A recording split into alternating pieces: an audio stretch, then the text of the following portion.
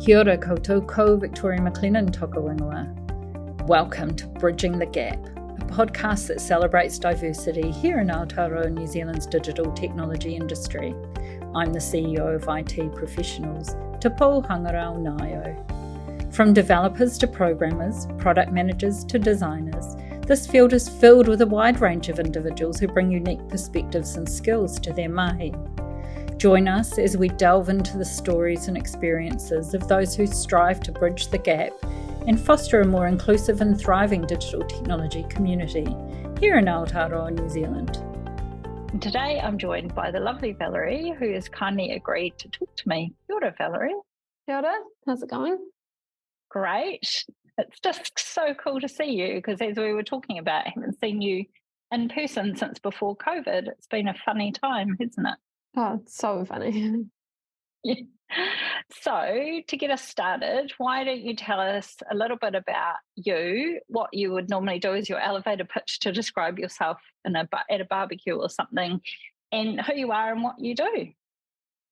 Sure. So I'm a bit of a jack of all trades. I'm currently working as a software developer at Kraken Tech, which is part of the Octopus Energy Group, which is a UK-based sort of unicorn startup green power group. They've probably outgrown startup now, but yeah, and I've done startup forever. Don't worry. Yeah, they're still private, so I think I count it as it's definitely startup vibe. So it's like fun and cool, relaxed. But yeah, I've done a bit of data science and product and academic research before this, so yeah, can do a bit of everything.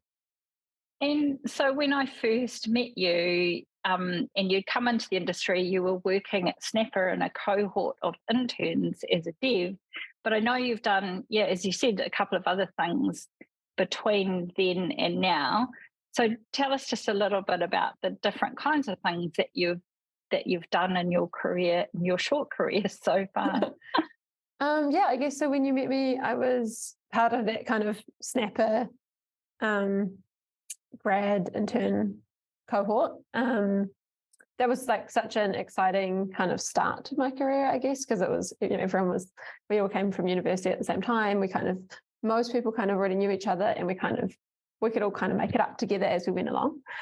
And then I wrote my master's thesis in computer science, looking mainly at like I looked at Māori land data using Bayesian inference to predict block owners, so different people who might inherit money from that land block. Nice. That was an amazing, I guess, cultural journey, as like I'm the child of immigrants to New Zealand, and getting to kind of reconnect with Aotearoa and kind of understand the kind of the origin story of New Zealand and how we got here, while also learning really great technological, techniques and that academic side.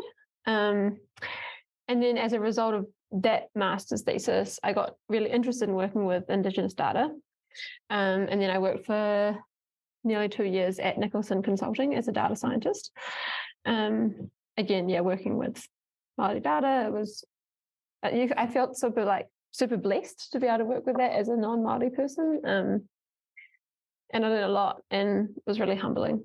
And then most recently, I've been working as a software developer writing Python for Kraken, and we do kind of your data science roots there, still writing Python, though.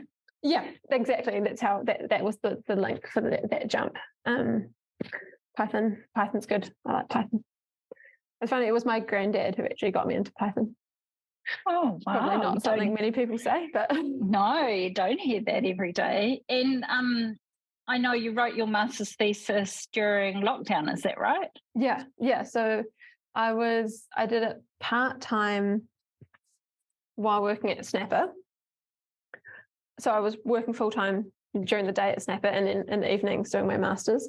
And it took me 2 years, and I don't think I would have been able to finish on time if we hadn't locked down when we did, because I kept getting, distracted and doing all these other projects and sports and stuff. And then we locked down and I just got forced to really buckle down and write my thesis. And that's so cool. It's a great story though, and a unique way of spending that time, right? Oh, it was actually, I really enjoyed lockdown because I went back to my parents' house and I hung out with my mum and my dad and wrote my thesis, and it was really wholesome. Nice. So just taking this in a different direction, can you just tell me a bit about some of the challenges that you've faced working in this industry and how you've overcome them, whether there have been challenges as a woman in a very male-dominated industry or just challenges with being a young person coming into the workforce? I think I've been very lucky to almost always work in organizations with a lot of other young people. So I think I'm really lucky there. I think it can be challenging being basically, like the only woman in the team. I guess the way that I get around that is trying to, wherever I am, I'm trying to get more women to join my team.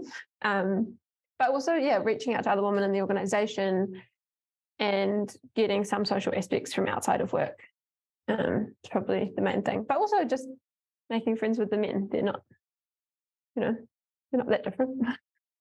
No, but often have different ways of expressing themselves to women, don't they? I definitely have noticed it working with slightly older people, that there is just sort of maybe a difference in expectations, that younger people, it's sort of like, oh, I can just, I don't have, you expect there to be no barriers and you expect to just be able to get on with it and do stuff, whereas the older people maybe have a more hierarchical kind of expectation about achieving certain outcomes.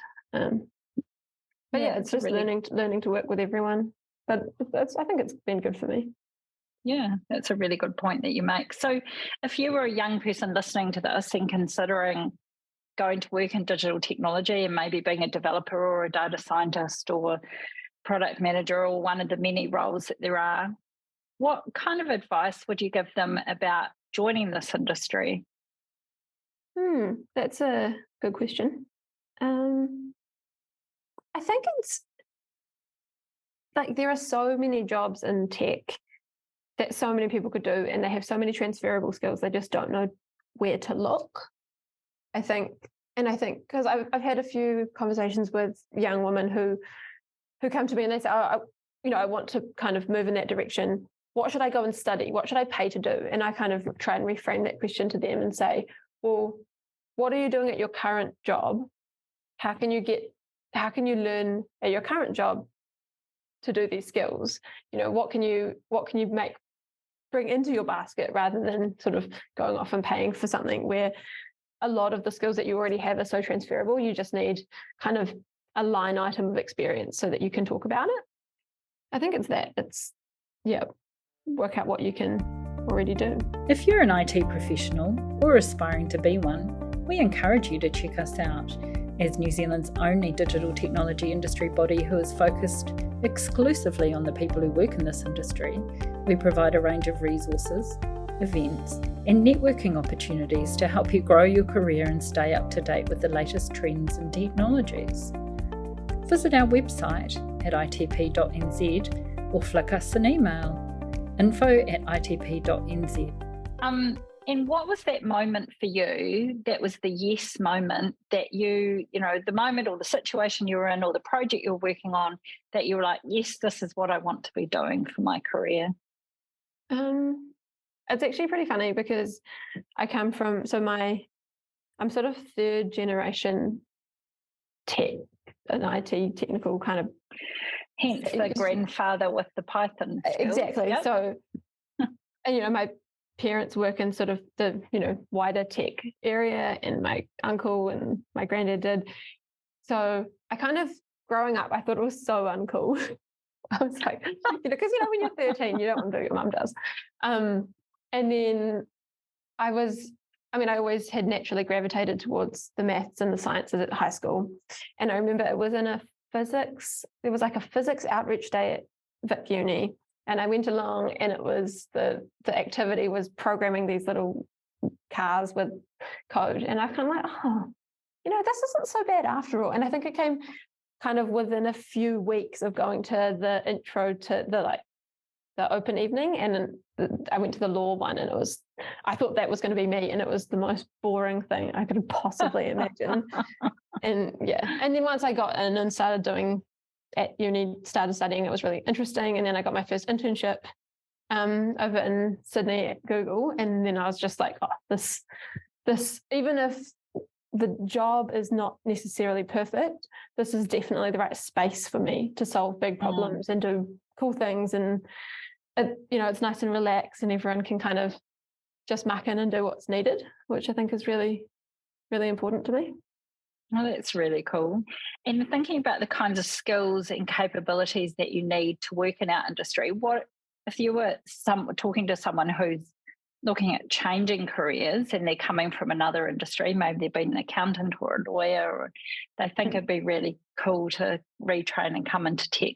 What are the kinds of skills that you think people can bring that aren't hardcore learning how to be a developer, that can augment a team or an organisation?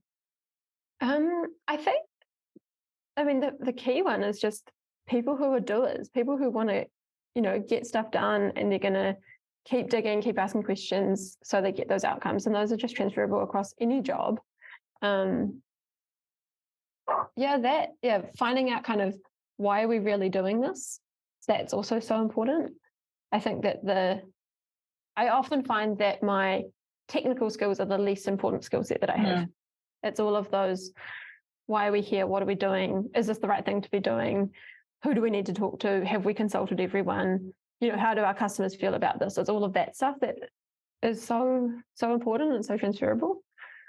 I'm so glad you said that, because I say this all the time, and you can teach technical skills, but having that curiosity and that why and all of those other transferable skills are just so important. Yeah, this is probably why we connected so well the first time we met. Yeah, probably is. Okay, so I'm going to ask you a gnarly question now. If you could invent something to solve a wicked problem, what problem would you want to solve? Oh, wow. Oh, I know. It would be a tool that could magically clean data sets without you having to do it. Yep. I can see that thing. Imagine that. Imagine democratizing data prep. Yeah. Like you wouldn't need to have, people sitting there trawling through the data. You just wave your magic wand and it would be perfect. It would be absolutely amazing. You'd be a billionaire if you could do that. Good luck. Thanks. So let's talk a little bit about tech anyway, because, we are in the digital technology industry. What are some of the more exciting things that you see are happening in the industry, some of the new tools or techniques or opportunities? And what kind of potential do you think they have to change the face of this industry? And your data prep tool would be one of those exciting things if it was around today. I think it would be amiss of me if I didn't mention the kind of the ChatGPT-3 advances and all the recent kind of the industry tools that have come along with that. Like Google just released a whole bunch in the last couple of weeks, and they just look like they're going to turn a lot of the kind of classic data science like roles on their head, because a lot of you no longer need you need a data science. You need someone to like ask the questions and make sure you're searching the right things, and you need someone to interpret all the data. But actually engineering those models is a lot of that is going to go away, which is going to be super interesting. And I guess those models are going to become a lot more accessible to regular developers. Like you're not going to need as much of that specialized knowledge, which is also really cool and really dangerous, because those models can be mishandled and misused. So it's really important to make sure that they're being checked and they're safe, and that the outcomes are good for people, not biased. And you would have seen examples of that particularly working across government, right, where there are people who just clone the thing that's been written before and they don't actually understand it or any of the inherent decisions the previous developer has built in. Totally. And even inherited data can be biased. So you just got to be so careful about what, garbage in, garbage out, right? Yeah, totally. 100%. Excellent answer to that as well. So before we go, I've got some quick fire questions. If you had to choose between having a robot assistant running around after you or an AI virtual assistant who is taking all the pain out of your workload, which one would you pick and why? I would definitely pick the robot because I come to work to enjoy myself. Like, I want to have fun at work and I want to solve all the problems, and I don't want to do the washing and pack my lunch and worry about where my stuff is. So it would be really cool to have some of those physical problems removed. Cool. And then next question is, what's the best tech gadget in your life? It's probably my AirPods, because I didn't used to like listening to music until I got AirPods, and then it means that I can take music on a run or while doing rowing or doing weights or going for a walk, and also it means I can call my mum while doing all those things. Nice. Which is really important. And what's the worst tech gadget in your life? Or the worst thing you've spent money on, I guess, would be the other way to question it. I'm not a big spender generally. I mean, maybe best worst is also my phone, because I, end up just zoning in, scrolling away for too long. Probably that bit of my phone, not the important. Yeah, that leads nicely to my next question. Doom scroll or shut it all down? I think we should shut it all down. Yeah, but that doesn't mean that I do. I'm not so easy, right, to get hooked on something. I got hooked on Eurovision Song Contest videos in the weekend, which is just totally not me at all. I know what you mean. You just go down some rabbit holes and they're so amazing but so awful. I know. Okay, what's your best or top tech tip that you give people? I think it's question why you're doing it. Work out why you're doing it, and then all the other things are going to come into place. Nice. And what makes you happy? Solving hard problems and doing exercise and working with other people. Awesome. Oh, they're three great answers. Thank you. And I think they sum up our industry really well. Maybe not the exercise, but we solve hard problems and we get to work with other people. Yeah. And the other people are smart, talented, interesting. Absolutely. Yeah, definitely. That was awesome. Thank you, Valerie, for sharing all your insights on that. Do you want to do a little plug for your mahi or project or organisation that you're working for at the moment?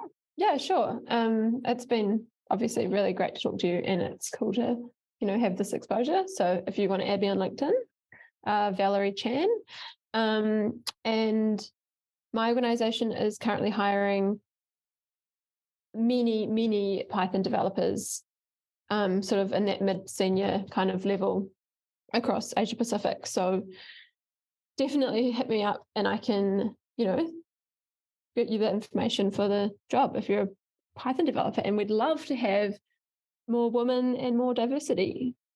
And that means more friends for me. So definitely hit me up. Awesome. Oh, it's great. And it's great to hear they're hiring a lot of people locally at these times when we're all hearing layoff stories. So I know it's quite nice to be someone that's, reaching a hand out, and and I guess because we're doing green energy and that kind of stuff. So we're only going to hopefully be more in demand. Nice. Excellent. Things get crazier. Hey, well, thanks for your time, and I will stop the recording now. Ka kite. Kia pai tō rā. Thank you for listening. Join me at the next episode of Bridging the Gap.